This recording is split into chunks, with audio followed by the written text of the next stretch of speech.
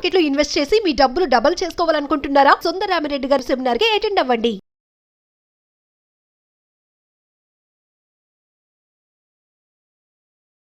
నమస్తే, welcome back to Suman TV. Present మనతో పాటు ఉన్నారు సర్టిఫైడ్ వెల్త్ మేనేజర్ సుందరరామిరెడ్డి గారు. నమస్తే సార్. నమస్తే అండి. సార్, ఇండియన్ ఫ్యామిలీస్లో ఈ ఫినాన్షియల్ ప్లానింగ్ కంటే ఫినాన్షియల్ రియాక్షన్కి ఎక్కువ ఇంపార్టెన్స్ ఇస్తూ ఉంటారు. ఎందుకంటే ఇష్యూ వచ్చేంత వరకు వాళ్ళు ఆ వైపు థింక్ చేయరు. ఇప్పుడు బేబీస్ పుట్టక ముందే బేబీకి ఏం కావాలా, వాళ్ళకి ఏమేమి చూసుకోవాలా, వాళ్ళ ఎడ్యుకేషన్ కాస్ట్ ఎంత అవుద్ది, పిల్లల్ని పెంచడానికి రేట్ ఎంత అవుద్ది, ఇవన్నీ ఎవరు థింక్ చేయరు. పిల్లలు లేనని చెప్పి పిల్లలు లేరు అని చూస్తూ ఉంటారు, డాక్టర్ చుట్టూ తిరుగుతూ ఉంటారు. బేబీ వచ్చిన తర్వాత నెక్స్ట్ వాడికి ఏం కావాలనేది ముందు చూడరు, తర్వాత చూసుకున్నాంలే అంటారు. స్కూల్లో చేర్చిన దాకా చాలా మంది పేరెంట్స్ తెలియదు ఏ స్కూల్ ఫీజు ఎంత ఉందో కూడా. అంత అంటే దాని మీనింగ్ అంటే ఇష్యూ వస్తేనే వీళ్ళు రియాక్ట్ అవుతారు, ముందే ప్రాపర్గా ప్లాన్ చేసుకోవడం కుదరదు. అందుకే మనం మార్కెట్ పడింది అనుకోండి, అప్పుడు ఆలోచిస్తాం, అరే మార్కెట్ పడింది ఇప్పుడు ఏం చేద్దాం అంటాం. అలాగే హెల్త్ ఎమర్జెన్సీ వచ్చిన తర్వాత అర్థమైంది హెల్త్ ఇన్సూరెన్స్ లేకపోతే ఎంత డ్యామేజ్ జరిగిద్ది అనే విషయం. అలాగే చైల్డ్ ఎడ్యుకేషన్కి వెళ్తే కానీ మనకు అర్థం కాదు ఎంత కాస్ట్ అవుతుందని. అంటే చాలామంది అమెరికా పంపిద్దాం పిల్లలు అంటారు, అమెరికా పోవడానికి ఎంత కాస్ట్ అవుతుంది, దానికి ఆ డబ్బులు ఎలా రెడీ చేసి ముందే చూడరు. ఆ టైం రాగానే 2-3 ఎకరాలు అమ్మేసి మరీ పంపిస్తారు. అక్కడ పోయిన తర్వాత జాబులు ఎత్తుకోవడానికి వాడి కష్టం, ఇక్కడ వడ్డీలు కట్టాలి, జాబు లేదు, ఫుల్ స్ట్రగుల్ అవుతూ ఉంటారు. అదేదో ముందే ప్లాన్ చేసుకుని అబ్బాయి ఎడ్యుకేషన్ కోసం చిన్నప్పటి నుంచి పోగు చేస్తూ పోతున్నాం అనుకోండి, వడ్డీ ప్రెజర్ లేదు కాబట్టి కొంచెం టైం ఇస్తాం కదా, ఎనఫ్ టైము. అందుకని ఇండియాలో ప్రతి ప్రాబ్లం కూడా అంతే, ప్రతి ప్రాబ్లం జాబు చుట్టూ తిరుగుతూ ఉంటారు. జాబ్ రాకపోతే నెక్స్ట్ ప్లానింగ్ వాళ్ళ దగ్గర ఉండదు. అట్లా ప్రతిదీ అనమాట. అంటే మార్కెట్ పడేంత వరకు ఏం చేయాలో ముందు ప్లాన్ లేదు, ఎంత పడితే బయటికి వెళ్దాం అన్న ప్లానింగ్ లేదు. హెల్త్ ప్రాబ్లం వచ్చేంత వరకు కూడా హెల్త్ ఇన్సూరెన్స్ ప్రాబ్లం గురించి ఆలోచించరు. కిడ్ స్కూల్ పోయేంత వరకు వాడు ఎడ్యుకేషన్ ఎక్స్పెన్స్ ఎంత అవుతుందో థింక్ చేయరు. ఓకే, అట్లా ప్రతి స్టేజ్లో జాబ్ రాకపోయిన దాకా కూడా నెక్స్ట్ టైం మనకి ఏంటి అనేది ఆల్టర్నేటివ్ లేదు. అట్లా ప్రతి దానికి లేదు, ఇష్యూ వచ్చిన తర్వాత రియాక్ట్ అవుతుంటారు. అంటే ప్రాపర్ ప్లానింగ్ లేదు, ఎందుకంటే మన పేరెంట్స్ మనకి ఇవ్వలేదు, మనం మన కిడ్స్కి ఇవ్వటం లేదు అనమాట. అంటే మిగతా వెస్ట్రన్ కంట్రీస్ అన్నిటితో పోల్చుకుంటే ఇండియాలో ఏంటంటే సొసైటీ యొక్క ప్రెజర్ ఎక్కువ ఉంటుంది మన మీద. అందుకని రూరల్ ఇండియా సిస్టమ్ ఎలా ఉంటుందంటే, ఒకళ్ళు ఇబ్బందిలో ఉంటే వేరే వాళ్ళు హెల్ప్ చేస్తారు వాలంటరీగా. అందుకని న్యాచురల్గా సొసైటీ ఎంతకంత హెల్ప్ చేస్తాను యాక్టివిటీతో మనం ఉంటాం. అబ్రాడ్ అలా కాదు, పక్కింటి కూడా హెల్ప్ చేయరు, ఎవరు పట్టించుకోరు. అందుకని అక్కడ ముందే ప్లాన్గా ఉంటారు. మనతో పోల్చుకుంటే వాళ్ళకి ఎట్టైనా ఆ ఫైనాన్షియల్ లిటరసీ, ఫైనాన్షియల్ కాన్షియస్ చాలా ఎక్కువ అబ్రాడ్లో. బట్ అన్ఫార్చునేట్లీ ఇండియాలో ఏంటంటే చాలామంది మా అబ్బాయి చూసుకుంటారులే అనుకుంటారు, ఉండదంతా అన్ని మరి వాడి కోసం పెడతారు. వాడి కోసం సెలబ్రేట్ చేసుకుంటారు. వాడు పుట్టినప్పుడు వాడు స్కూల్కి వెళ్తేనే మురిసిపోతారు, వాడు ఎడ్యుకేషన్ పోతుంటే గర్వంగా చెప్పుకుంటారు, వాడు జాబ్ రాగానే హ్యాపీ ఫీల్ అవుతారు, వాడు అమెరికా బాగానే హ్యాపీ అంటారు. మళ్ళీ అక్కడి నుంచి వాడు రావటం లేదు అనుకోండి, మొత్తుకుంటా కూర్చుంటారు. తీరా చూస్తే వాడు పంపించేంత వరకు వీళ్ళు సర్వే అవ్వడానికి లేవు, ఎందుకంటే ఉన్న డబ్బంతా కూర్చి వాడికే పెడతారు కాబట్టి. అంతే తప్ప నా లైఫ్ రిటైర్మెంట్ తర్వాత 20-30 మనం బతకాలి అలాంటి ఆలోచన ఏమి ఉండదు. టిపికల్ ఇండియన్ పేరెంట్ నేచర్ అది గుడ్ అనండి, లేదా సెంటిమెంటల్ అనండి, ఇంకోటనండి. బట్ అదైతే ఖచ్చితంగా మంచిది కాదనమాట. అందుకని ప్రాబ్లం వచ్చిన తర్వాత రియాక్ట్ అవటం కాదు, ముందే ప్లాన్గా ఉండటం చాలా ఇంపార్టెంట్. అంతేందుకు మార్కెట్లో డబ్బు పెట్టినప్పుడు కూడా అందరు లేదు, ఏ స్టాక్ డబల్ అవుద్ది, ఏ మ్యూచువల్ ఫండ్ కొంటే బాగా ఎక్కువ డబ్బులు వస్తాయి, ఇవే తప్ప నాకు నెక్స్ట్ 6 నెలలకు ఎమర్జెన్సీ ఫండ్స్ ఉన్నాయి లేవా, నాకు జాబ్ ఊడిపోతే ఎనఫ్గా సేవింగ్స్ ఉన్నాయి లేవా, ఫ్యూచర్ ఆలోచన, లాంగ్ టర్మ్ పాయింట్, రిటైర్మెంట్ తర్వాత 30 ఏళ్ళకి నా లైఫ్ స్టైల్ ఖర్చు సరిపోద్ది లేదు, ఈ థింకింగ్ ఎవరికి ఉండదండి. అంత షార్ట్ టర్మ్ కరువు లాగా ఉంటుంది అనమాట. అందుకని ఇండియాలో ఫైనాన్షియల్ లిటరసీ తక్కువ ఉంటుంది, అంటే ఫైనాన్షియల్ ప్లానింగ్ కూడా చాలా తక్కువ ఉంటుంది మన సొసైటీలో. బట్ ఇప్పుడిప్పుడే అవేర్నెస్ బాగా పెరుగుతుంది. అంటే సార్, ఎమర్జెన్సీ ఫండ్ లేకపోవడం వల్ల ఫ్యామిలీస్ పైన ప్రభావం ఎలా ఉంటుందండి? ఇప్పుడు నాకు జాబ్ ఊడింది అనుకుందాం, నెక్స్ట్ 2-3 మంత్స్ నాకు ఇన్కమ్ లేదనుకోండి, నేను కట్టాల్సిన రెంట్ లాగో, నా స్కూల్ ఫీజు, కిడ్స్కి స్కూల్ ఫీజు లాగో కదా, అవన్నీ కట్టాలి కదా. పక్కన ఎవరు ఇస్తారండి, అందరి బతుకులు ఇలానే ఉంటాయి కదా. ఒకరిని బ్లేమ్ చేయలేం కదా, ఒకరిని బ్లేమ్ చేయలేము, మన పరిస్థితికి ఒకరిని బ్లేమ్ చేయలేము. అందుకని ముందే మనకి ఎంతకంత అమౌంట్ దాచుకోవాలి, రెడీగా ఉంచుకోవాలి.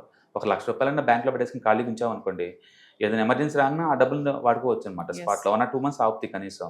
అందుకని మీకు 6 months పోయినాక ఎమర్జెన్సీ మనీ ఉంచుకోవాలి కంపల్సరీగా.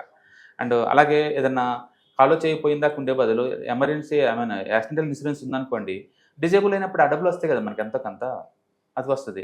హెల్త్ ఖరాబ్ అయింది అనుకోండి, హాస్పిటల్ పోయి ఇదే బదులు మెడికల్ ఇన్సూరెన్స్ ముందే ప్లాన్ చేసుకుంటే బటన్ పడదు కదా. అంటే ఇష్యూ వచ్చేంత వరకు మనోళ్ళు రియాక్ట్ అవ్వరు, వచ్చిన తర్వాత చూసుకుంటే ఏం చేయడానికి ఏముంటుంది అనమాట. అందుకని బెస్ట్ ఏంటంటే అందరూ కూడా నా రిటైర్మెంట్ ప్లానింగ్ ఉందా, ఎంత ఫండ్ ఉంది, ఎలాంటి లైఫ్ స్టైల్ గడుగుదాం అనుకుంటాను, దానికి ఎంత ఖర్చు అవుద్ది, ప్లస్ ఇన్ఫ్లేషన్ లెక్కేసుకుని ఫండ్ క్రియేట్ చేసుకోవాలా. రెండోది, నేను హెల్త్ ఎలా ఉంది, ఇప్పుడు రేపొద్దున హెల్త్ కాస్ట్ ఎంత పెరగబోతుంది, హెల్త్ ఫిట్నెస్ కోసం ఏం చేసుకోవాలి, ఇట్లా. అలాగే ఏ ప్లేస్లో ఉందాం అనుకుంటున్నాను, అక్కడ లివింగ్ కాస్ట్ ఎంత ఉండబోతుంది, ఇట్లా. అలాగే long term, short term, mid term plans ఇట్లా ప్లాన్ చేసుకొని రిస్క్ ఎంత తీసుకుందాము, రివార్డ్ ఎంత పెంచుకుందాము, ప్రొడక్ట్ ఎలా పెంచుకుందాం, ఇలా థింక్ చేయాలి తప్ప ప్రాబ్లం వచ్చిన తర్వాత నేను రియాక్ట్ అవుతానంటే రియాక్ట్ అవడానికి ఏం లేదు అక్కడ. ఇంకా బట్ ఇండియన్ సొసైటీలో ఎక్కువ శాతం అలానే ఉంటుంది. ఎస్ అంటే రేపేం జరుగుతుందో రేపు దాకా తెలియదు అన్నట్టుగా ఉంటారు అనమాట. But you have to plan. పర్టికులర్గా ఫైనాన్స్లో అర్లీ స్టేజ్లో ప్లాన్ చేయడం వల్ల ఉన్న అడ్వాంటేజ్ ఏంటంటే ఆటోమేటిక్గా మనీ కాంపౌండ్ అవుతా పోతూ ఉంటుంది కదా, అది నీకు హెల్ప్ చేస్తూ ఉంటుంది అనమాట. ఎస్ బట్ ఇప్పుడిప్పుడే అవేర్నెస్ బాగా పెరుగుతుందండి. ఒకప్పుడు ఏంటంటే మార్కెట్ పడితే మనం కొందాము స్టాక్స్, మ్యూచువల్ ఫండ్ కొందాం అనుకునేవాళ్ళు. లాస్ట్ 4-5 మంత్స్ నుంచి market too much volatility growth ఉన్నా సరే అండ్ ఎస్ఐపీలు ఆల్ టైమ్ హైలో ఉన్నాయి. అంటే పబ్లిక్ కూడా అవేర్నెస్ పెరిగిపోయింది. ఇంత ముందులాగా అంత డల్గా ఎవరు లేరు. లిటరసీ బాగా పెరిగింది సొసైటీలో. అండ్ ఆల్మోస్ట్ 35,000 crores దాకా ఎస్ఐపీలు ఇన్వెస్ట్ చేస్తున్నారు. అంటే రోజుకి 1000 కోట్లు వస్తుంది మార్కెట్లోకి. అంటే అవేర్నెస్ బాగా పెరుగుతుంది. హోప్ ఇండియాలో ఆ వేవ్ కంటిన్యూ అవుతుంది. అండ్ డెఫినెట్గా అందరూ ఫ్యూచర్లో ప్యాసివ్ ఇన్కమ్ కోసం సర్వే అవుతూ ఉంటారు. మనకు అర్థం కావాల్సిందంటే ఇప్పుడున్న పరిస్థితుల్లో జాబ్ చాలా అన్సర్టనిటీగా ఉన్నాయి. చాలా చాలా ఎంత అంటే మొన్న ఎక్స్బాక్స్ ఎంప్లాయీస్ మొత్తం మైక్రోసాఫ్ట్లో 4,000 మందిని బీకేశారు. ఎంత అంటే ఎక్స్బాక్స్ వైస్ చైర్మన్ కూడా బీకేశారు. పెద్ద పోస్టే, పెద్ద పోస్ట్ కదా, ఆ డివిజన్ డెవలప్ చేసింది ఆయనే. ఆయన పోస్ట్ కూడా బీకేశారు. దాని మీనింగ్ ఏంటంటే nobody is going to give the guarantee to your jobs అనమాట. మీరు జాబ్ చేస్తున్నారు అంటే ఏదో రోజు నీకు డేంజరస్ ఉంది. అది రిటైర్మెంట్ కాదు. రిటైర్మెంట్కి ముందే అది పోయే ఛాన్స్ ఉంది. మీరు కనుక మంత్లీ ఒక 4,000-5,000 పక్కన పెట్టుకుంటూ పోయారనుకోండి, ఒక 25 ఇయర్స్ కెరియర్లో 2 crore 3 crore ఈజీగా తయారు అవుతాయి. వాటి నుంచి ప్యాసివ్ ఫండ్ మంత్లీ 2-3 lakh పెట్టుకుని సర్వే అవచ్చు కదా. అందుకని మనీ వచ్చేటప్పుడే, దీపం ఉన్నప్పుడే చక్కబెట్టినట్టు మనీ వస్తున్నప్పుడే ఎంతో కొంత సేవింగ్ చేసుకుంటే వెళ్ళండి. దాని ద్వారా వచ్చే డబ్బుతో బతుకుని ప్లాన్ చేసుకోండి. అది చాలా ఈజీగా ఉంటుంది. బట్ ఎల్లకాలం నేను జాబ్ చేస్తానా ఇవి ఉండవు. ఒకవేళ మనం ఎంత హార్డ్ వర్క్ చేసినా అవతల జాబ్స్ ఉండవు. జాబ్స్ పోతూ ఉంటాయి. మన దాకా వచ్చిన దాకా మనకు తెలియదు ఆ విషయం. అందుకని ఎంతకంత సేవింగ్ చేసుకోండి. అంటే లైఫ్ స్టైల్ కాస్ట్ ఎప్పుడు లేదు, మన ఎర్నింగ్స్తో పోల్చుకుంటే తక్కువ ఉండేలా చూసుకున్నాం అనుకోండి, ఇబ్బందులే ఉండవు. అంటే ఫినాన్షియల్ ప్లానింగ్లో సార్ ఈ ఫ్యామిలీ మెంబర్స్ ఇంటరాక్షన్ అనేది ఎంతవరకు ఇంపార్టెంట్ అంటే? డెఫినెట్గా ఫ్యామిలీ ఒక యూనిట్ అండి. మనం ఒక్కరిని కష్టపడితే సరిపోదు. ఒకళ్ళు కష్టపడుతుంది, ఇంకొకరు స్పెండ్ చేస్తున్నారు అనుకోండి, నెట్ ఈజ్వల్ జీరోనే కదా మళ్ళీ ఇట్లాగా. అందుకని ఫ్యామిలీలో అందరూ ఇన్వాల్వ్ అవ్వాలి. అందరూ లంచ్ చేసేటప్పుడు మనీ గురించి మాట్లాడుకోవాలి, మ్యూచువల్ ఫండ్ గురించి మాట్లాడుకోవాలి, ఇన్వెస్ట్మెంట్ గురించి మాట్లాడుకోవాలి. అప్పుడే వాళ్ళు మధ్య కోఆర్డినేషన్ ఉంటుంది.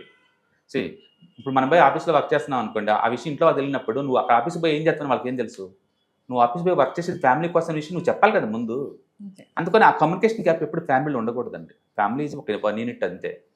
అదే భూమి మీద ఏదైనా స్వర్గం అంటూ ఉందంటే అది మన ఫ్యామిలీ, మన ఇల్లే. ఎక్కడో కోసం ఎతకాల్సిన అవసరం లేదు. అందుకని దాన్ని ట్రాన్స్పరెంట్గా ఉండాలి, అన్ని షేర్ చేసుకుంటూ ఉండాలి. మనీ ఎంత వస్తుంది మనకి, ఎంత బయటికి వెళ్తుంది, ఖర్చులు ఎలా తగ్గించుకోవాలి, దీన్ని ఎలా పెంచాలి, క్లారిటీ ఉంచాలి అంతే. అందుకని మనం ఫైనాన్స్గా ఉంటాం కాదు, ఉన్న మనీలో ప్లాన్ చేసుకుని ఎంజాయ్గా ఉండమంటున్నాం. అందుకని ఫ్యామిలీ మొత్తం ఇంటిగ్రేట్ చేసుకోవాల్సిందే. అంటే పిల్లల పేరు మీద ఇన్సూరెన్స్లు బిగించేయాల్సిందే, పిల్లల పేరు మీద సేవింగ్ అకౌంట్స్, ఇన్వెస్ట్మెంట్స్ బిగించేయాల్సిందే. ఫ్యామిలీ అంతా హ్యాపీగా ఉండాలంటే వాళ్ళతో కోఆర్డినేషన్ చాలా కంపల్సరీ. మనం ఎప్పుడైనా ఫ్యామిలీని దూరం పెట్టేసి మనం ఎప్పుడు హ్యాపీగా ఉండలేము, మనం ఫైనాన్షియల్గా స్టేబుల్ అవ్వలేము. ఎందుకంటే ఒక ఖర్చు పెడుతుంటే ఇంకొకళ్ళు సంపాదిస్తుంటే మిస్ మ్యాచ్ అవుతూ ఉంటాయి, గొడవలు అవుతూ ఉంటాయి. ఇంటిగ్రేట్ చేసుకున్నారనుకోండి, ఇద్దరికి క్లారిటీ ఉంటుంది కదా విషయం మీద. అందుకని ఏదైనా గుడ్ బ్యాడ్ వరస్ట్ ఏదైనా కానీ ఫస్ట్ ఫ్యామిలీ డిస్కస్ చేయడం చాలా best. Thank you sir. Hi, one day class room ఎన్విరాన్మెంట్లో ఆఫ్లైన్ వెబినార్ జరగబోతుంది. అండ్ ఇంట్రెస్ట్ ఉన్న పార్టిసిపెంట్స్ ఈ కింద స్క్రోల్ అవుతున్న నెంబర్కి రింగ్ చేసుకొని సీట్ బుక్ చేసుకోండి. దీంట్లో ETFs, index funds and mutual funds మీద completely and hand holding experience మీకు ప్రొవైడ్ చేయబడుతుంది. దీని ద్వారా ఏంటంటే మనం ఎసెట్స్ని స్టాక్ మార్కెట్లో ఎలా మేనేజ్ చేసుకోవాలి, ఎలా గ్రో చేసుకోవాలి, ఎలా ప్రొడక్ట్ చేసుకోవాలో అంటే ప్రాక్టికల్గా నేర్చుకుంటారు. కాబట్టి ఇంట్రెస్ట్ ఉన్న పార్టిసిపెంట్స్ కింద స్క్రోల్ అవుతున్న నెంబర్కి పింగ్ చేసి సీటు రిజర్వ్ చేసుకోండి. Thank you.